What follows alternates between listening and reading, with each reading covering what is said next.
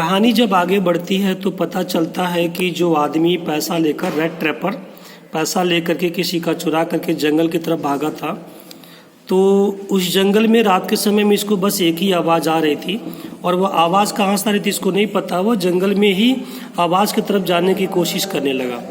तो देखते हैं किस जगह से आ रही है। पता चलता है कि जहाँ से आवाज़ आ रही थी वह रामजो आयरन वर्क्स थी, यानी कि रामजो नाम का कोई लोहे की फैक्ट्री थी।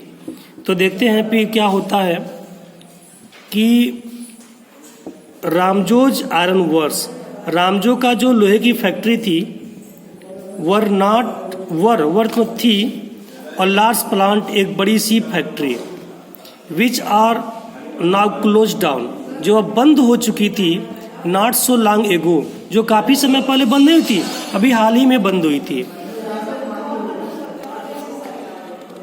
विथ स्मेल्टर, जिसमें लोहे पिघलाए जाने वाली मशीनें थी, रोलिंग मशीन, लोहे को पीसने वाली मशीनें थी, एंड फॉर्ज और भट्टी थी।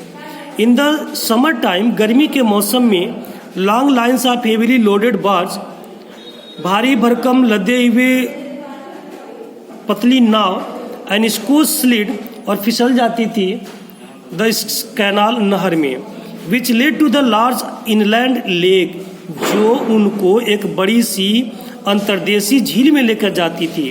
And in the winter time, और जाड़े के मौसम में, द रोड्स, सड़कें, नियर द मिल के जो नज़दीक थी, वर ब्लैक, काली हो चुकी थी, फ्रॉम द कोल डस्ट, कोयले के डस्ट से, धूल से, which shifted down from the big charcoal crates, जो बहुत ही चारकोल के क्रैट्स से निकलती थी।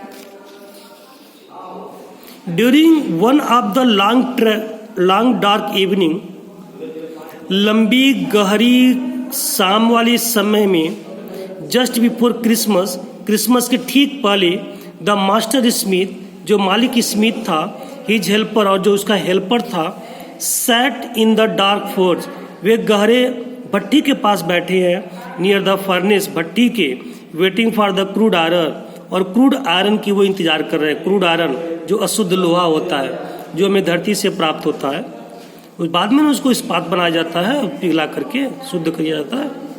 विच had been put on the fire, जो आग में डाली गई थी, टू बी रेडी, तैयार होने के लिए, to put on the anvil, anvil पर रखने के लिए।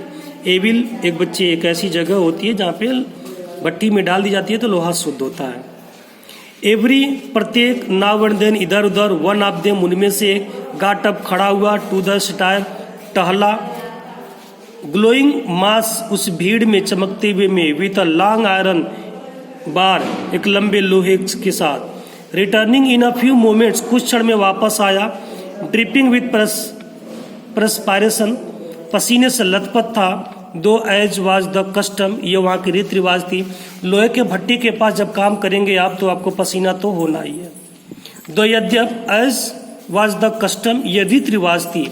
ही और नथिंग, कुछ नहीं पाना था, बट अ लॉन्ग शर्ट, एक लंबा सा शर्ट था, and a pair of wooden shoes, और एक जोड़ी लकड़ी का जूता था। लकड़ी का जूता इसलिए पहना जाता था ताकि लोहे से पिघलने न पाए और उनके शरीर के पैरों की हिफाजत हो सके।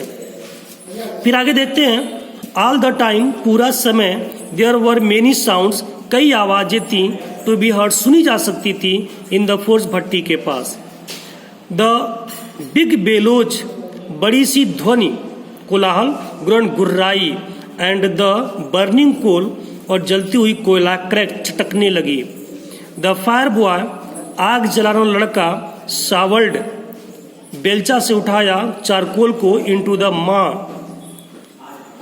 मेन भट्टी में, ऑफ द फर्नेस, भट्टी के, with the great deal of clatter, एक तेज ध्वनि के साथ। आउटसाइड रोड द वाटरफॉल, बाहर वाटरफॉल की ध्वनि थी, एंड शार्प नॉर्थ, और उत्तर के दिशा में तेज विंड विप्ड, हवा बहती थी, द रेन, बरसात की, अगेंस्ट द ब्रिक, ईंटा वाली, टाइल वाली रूप छतों पर।